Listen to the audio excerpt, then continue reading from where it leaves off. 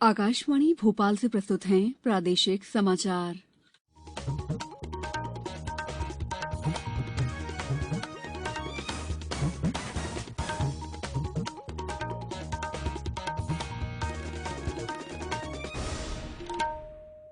नमस्कार, समाचारों के साथ मैं दीपा सिंह। पहले एक अपील। कोरोना संक्रमण को देखते हुए आपसे अपील है कि लापरवाही न बरतें और इन आसान उपायों का पालन कर सुरक्षित रहें। मास्क लगाएं, 2 गज की सुरक्षित दूरी बनाए रखें, बार-बार हाथ धोएं और साफ सफाई रखें। साथ ही टीका अवश्य लगवाएं। लोगों को कोविड से संबंधित जानकारी देने और उनके मार्गदर्शन के लिए राष्ट्रीय हेल्पलाइन कार्यरत है। इसका नंबर है 011-2397-8046 और 1075। सबसे पहले मुख्य समाचार। देश में अभी तक 22 करोड़ 37 लाख लोगों को कोविड-19 से बचाव के टीके लगाए गए। हाईकोर्ट ने कहा, प्रदेश के जूनियर डॉक्टरों की हड़ताल गैर कानूनी। जूनियर डॉक्टरों के नामांकन रद्द होने के विरोध में कई जूनियर डॉक्टरों ने दिए सामूहिक इस्तीफे। और मानसून केरल पहुंचा, अगले पखवाड़े में इसके प्रदेश में सक्रिय होने की संभावना। अब समाचार विस्तार से। देश में अभी तक 22 करोड़ 37 लाख लोगों को कोविड-19 से बचाव के टीके लगाए जा चुके हैं। इनमें 99 लाख स्वास्थ्य देखभाल कार्मिकों को टीके की पहली डोज और 68 लाख से अधिक कार्मिकों को दूसरी डोज दी जा चुकी है। 1 करोड़ 59 लाख से अधिक अग्रिम पंक्ति के कोरोना योद्धाओं को टीके की पहली डोज और 86 लाख कार्मिकों को दूसरी डोज दी गई है। केंद्रीय स्वास्थ्य मंत्रालय ने बताया कि 60 साल और उससे ऊपर आयु के 5 करोड़ 96 लाख से अधिक वरिष्ठ नागरिकों को पहली डोज और 1 करोड़ 90 लाख से अधिक लोगों को दूसरी डोज दी गई है। मंत्रालय ने बताया कि देश में कोविड-19 से बचाव के लिए एक उपाय के रूप में आबादी के कमजोर समूहों को टीके लगाए जाने के काम की उच्च स्तरीय समीक्षा और निगरानी की जा रही है। हमारे संवाददाता ने बताया है कि बिहार, दिल्ली, गुजरात, हरियाणा, मध्य प्रदेश, महाराष्ट्र, राजस्थान, तमिलनाडु, उत्तर प्रदेश और पश्चिम बंगाल में 18 से 44 वर्ष आयु समूह के 10 लाख से अधिक लोगों को कोविड वैक्सीन की पहली डोज दी जा चुकी है। Essential service management act ESMA लागू होने के बाद भी स्टाइपेंड बढ़ाने और अन्य मांगों को लेकर हड़ताल पर गए प्रदेश के 450 से अधिक स्नातकोत्तर चिकित्सा छात्रों के नामांकन मध्य प्रदेश चिकित्सा विश्वविद्यालय ने निरस्त कर दिए हैं। नामांकन रद्द किए जाने के विरोध में कई जूनियर डॉक्टरों ने सामूहिक इस्तीफे दे दिए हैं। जूनियर डॉक्टर एसोसिएशन के अध्यक्ष ने बताया है कि प्रदेश में करीब 3,500 जूनियर डॉक्टर हैं। उनमें से 450 से अधिक का नामांकन निरस्त करके सरकार दबाव बनाने का प्रयास कर रही है। दूसरी ओर कल मध्य प्रदेश हाईकोर्ट ने जूनियर डॉक्टरों की हड़ताल को असंवैधानिक ठहराया है। मुख्य न्यायाधीश मोहम्मद रफीक और न्यायमूर्ति सुजय पाल की युगल पीठ ने डॉक्टरों को निर्देश दिए हैं कि वे 24 घंटों में हड़ताल समाप्त कर काम पर लौट आएं। अदालत ने सरकार से भी कहा है कि ऐसा नहीं होने पर जूनियर डॉक्टरों के खिलाफ सख्त कार्रवाई की जाए।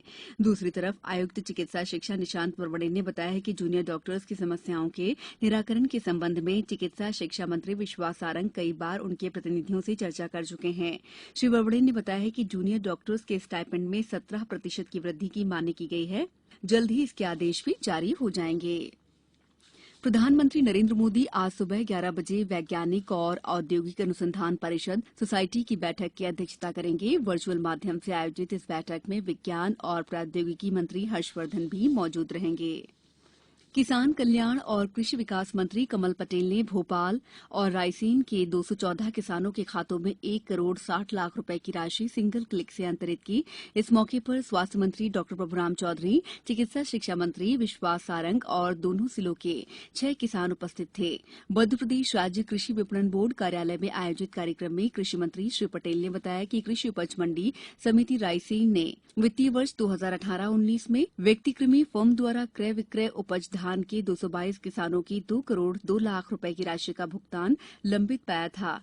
उन्होंने बताया कि किसानों के अभिलेखों का परीक्षण किया जाकर पात्र पाए गए 169 किसानों के खातों में 1 करोड़ 24 लाख रुपए की राशि अंतरित की गई। इसी प्रकार कृषि उपज मंडी समिति भोपाल में भी 107 किसानों की 73.48 लाख रुपए की राशि का भुगतान लंबित पाया गया था। अभिलेखों के परीक्षण के बाद 45 कृषकों के खातों में 36 लाख रुपए की राशि अंतरित की गई है। कृषि मंत्री कमल पटेल ने बताया कि रायसेन के शेष 53 किसानों और भोपाल के 62 किसानों के अभिलेखों के परीक्षण का कार्य जारी है। समाचारों में वक्त है ब्रेक का। कोविड-19 से बचाव और सुरक्षित रहने के 3 उपाय। मास्क लगाएं, 2 गज दूरी है जरूरी, सुरक्षित दूरी रखें, हाथ और मुंह साफ रखें। ब्रेक के बाद समाचारों में आपका एक बार फिर स्वागत है। कोरोना संक्रमण काल में देश भर में सरकारी प्रयासों के अलावा निजी सामाजिक संगठनों और जरूरतमंदों की अलग अलग तरह से मदद की जा रही है। इसी क्रम में इंदौर में सिख समाज ने एक अनूठी पहल की है। समाज ने कोरोना संक्रमित लोगों के समुचित इलाज के लिए एक कार शोरूम को ही कोविड केयर सेंटर बना दिया है। शहर में पहला कोविड केयर सेंटर है जो कार के शोरूम को बदलकर बनाया गया है।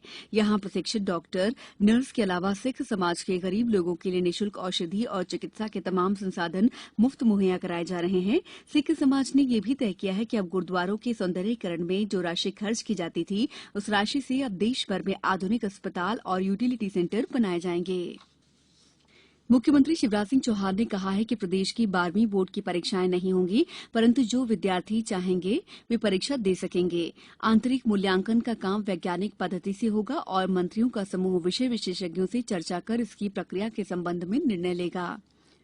मुख्यमंत्री श्री चौहान ने कहा है कि उच्च शिक्षा विभाग और तकनीकी शिक्षा विभाग की परीक्षाएं गत वर्ष के अनुसार ही होंगी। बैठक में उच्च शिक्षा मंत्री डॉ मोहन यादव, मुख्य सचिव इकबाल सिंह बैस, प्रमुख सचिव उच्च शिक्षा अनुपम राजन, प्रमुख सचिव तकनीकी शिक्षा आदि मौजूद थे। बैठक में तकनीकी शिक्षा मंत्री यशोधरा राजे सिंधिया और स्कूल शिक्षा राज्य मंत्री इंदर सिंह परमार वीडियो कॉन्फ्रेंसिंग से शामिल हुए।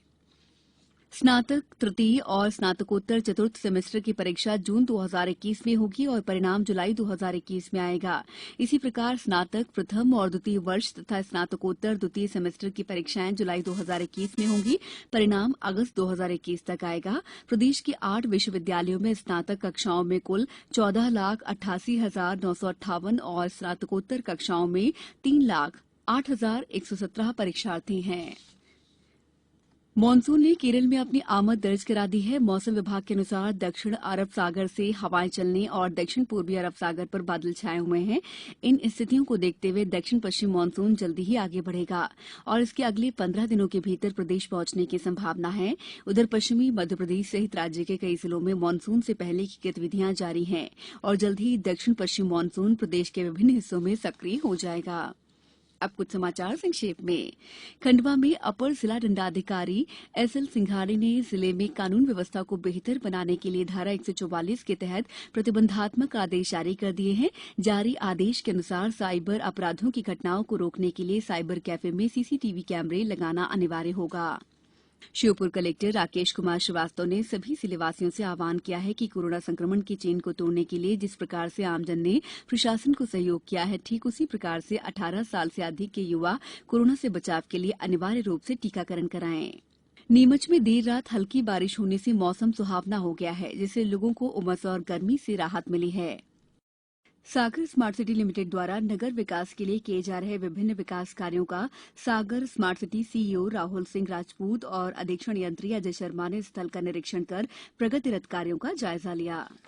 छिंदवाड़ा में आंचलिक कृषि अनुसंधान केंद्र के नोडल अधिकारी डॉ विजय पराडकर ने मूंग और उड़द फसलों के संबंध में किसानों को सलाह दी है कि आगामी सप्ताह में बादल रहने और हल्की बारिश होने के अनुमान को देखते हुए मूंग और उड़द में सिंचाई न करें।